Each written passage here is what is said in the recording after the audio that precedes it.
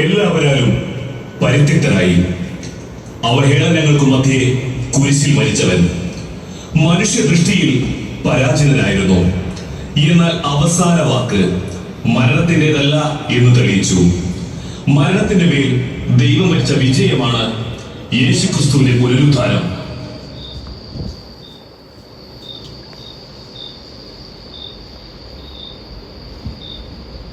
മരിച്ച മൂന്നാം നാൾ ഉയർത്തെഴുന്നേൽക്കുമെന്നായിരുന്നു ഇവന്റെ പ്രവചനം. ഇവൻ ദൈവത്തിനൊന്നുമല്ല, അത് നമുക്ക് മറ്റുള്ളവരെ ബോധ്യപ്പെടുത്തണം. അതിനാണ് ഈ കല്ലറ മുദ്ര വെച്ചിരിക്കുന്നത്. നീ കേട്ടില്ലേ, യേശുവിന്റെ ശരീരം കല്ലറയിൽ നിന്ന് അപഹരിക്കുമെന്ന്. അങ്ങനെ എങ്ങനെ സംഭവിച്ചാൽ ആ കൊണ്ടുപോകുന്നവന്റെ ശരീരം ഇവിടെ കിടന്ന് വിടയും.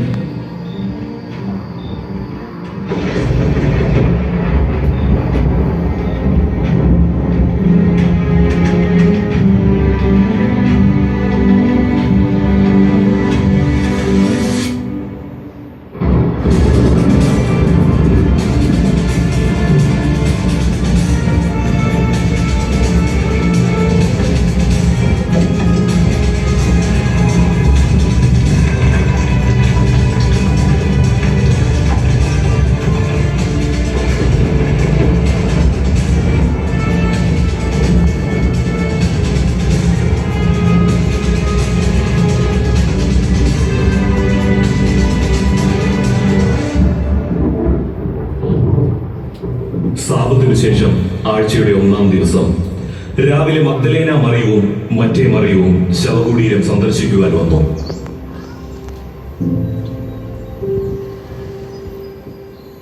ആരാണ് നമുക്ക് വേണ്ടി ശവകുടീരത്തിന്റെ വാതിൽക്കൽ നിന്ന് കല്ലുരുട്ടി മാറ്റുക?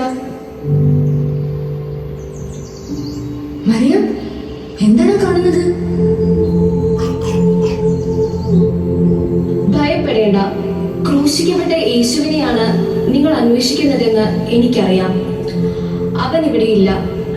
താൻ അരുളി ചെയ്തതുപോലെ അവൻ ഉയർപ്പിക്കപ്പെട്ടു. അവൻ കിടന്ന സ്ഥലം വന്നു കാണുവിൻ. ഇതാ, ഇക്കാര്യം ഞാൻ നിങ്ങളോട് പറഞ്ഞിരിക്കുന്നു. വരൂ, എത്രയും വേഗം നമുക്ക് അവന്റെ ശിഷ്യന്മാരെ വിവരം അറിയിക്കാം. മറിയം, പ്രഭുവിനെ ഭയപ്പെടേണ്ട. നിങ്ങൾ ചെന്ന് എന്റെ സഹോദരന്മാരോട് ഗലീലയിലേക്ക് പോകണമെന്നും അവിടെ അവർ എന്നെ കാണുമെന്നും പറയുക. നിങ്ങൾക്ക് സമാധാനം.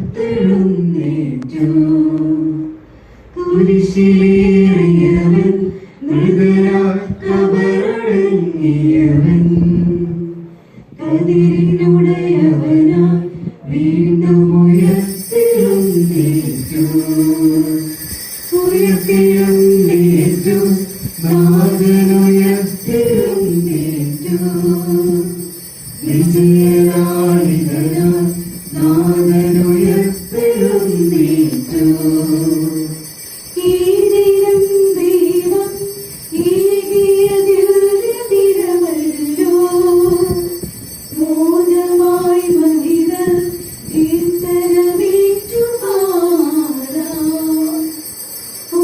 വേണം